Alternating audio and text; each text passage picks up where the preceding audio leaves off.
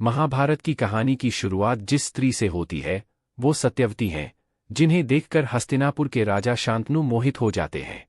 बाद में सशर्त उनकी सत्यवती से शादी होती है, जिससे उनके 2 बेटे होते हैं और फिर प्रपौत्र पांडु और धृतराष्ट्र होते हैं। सत्यवती अपूर्व सुंदरी थीं, लेकिन उनके पैदा होने के बारे में सुनेंगे तो हैरान रह जाएंगे। महाभारत में जब ऋषि व्यास के वैशंपायन इस कथा को कहते हैं तो इसकी शुरुआत इसी अजीबोगरीब तरीके के जन्म से होती है। आप भी जानिए ये कैसे हुई। उस समय चेदी नाम का एक देश होता था, जिसके पुरु वंश के राजा थे उपरिचर वसु।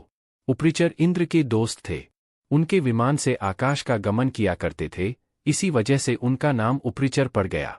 उपरिचर की राजधानी के करीब शुक्तिमत नाम की नदी थी।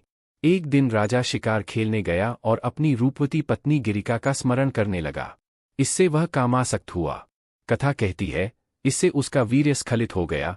उसने इसे एक बाज पक्षी को दिया और कहा कि इसे उसकी पत्नी तक पहुंचा दिया जाए। वीर्य से नदी की मछली गर्भवती हो गई। जब बाज वहां से इसे लेकर उड़ा तो रास्ते में उस पर आक्रमण हो गया। नतीजतन ये वीर्य नदी में गिर गया।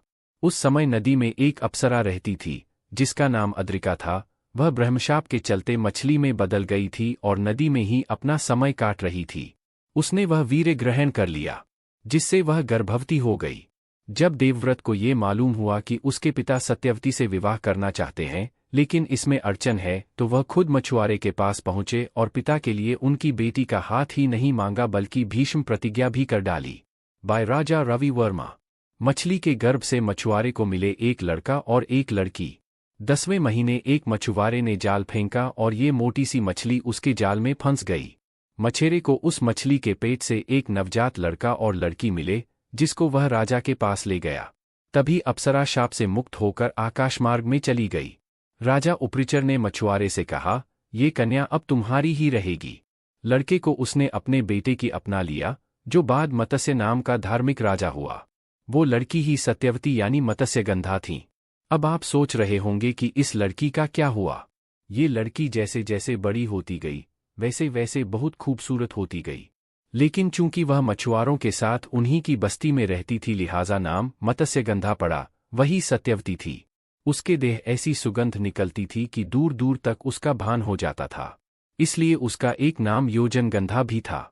इस तरह राजा शांतनु से सत्यवती की शादी हुई। एक दिन जब राजा शांतनु यमुना तट के करीब वन में थे तो उन्हें एक मोहक सुगंध का एहसास हुआ। जब उन्होंने सुगंध का पीछा किया तो ये एक रूपवती कन्या के पास जाकर खत्म हुई। वह सत्यवती थी। राजा के पूछने पर उन्होंने अपना परिचय देते हुए कहा, मैं धीवर जाति की कन्या हूँ। पिता के आदेशानुसार नाव चलाती हूँ। शांतनु इस कन्या पर इतना मोहित हो गए कि उसका हाथ मांगने उसके पिता दासराज के पास जा पहुँचे।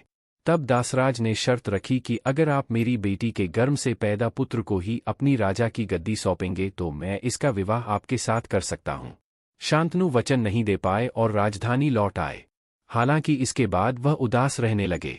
जब उनके पुत्र देवव्रत को इसका पता लगा तो वह खुद मछुआरे के घर गए और वचन दिया कि ना तो मैं आजीवन विवाह करूंगा, तो इस वजह से मेरा कोई पुत्र भी नहीं होगा जो सत्यवती के बेटों की राह में आएगा।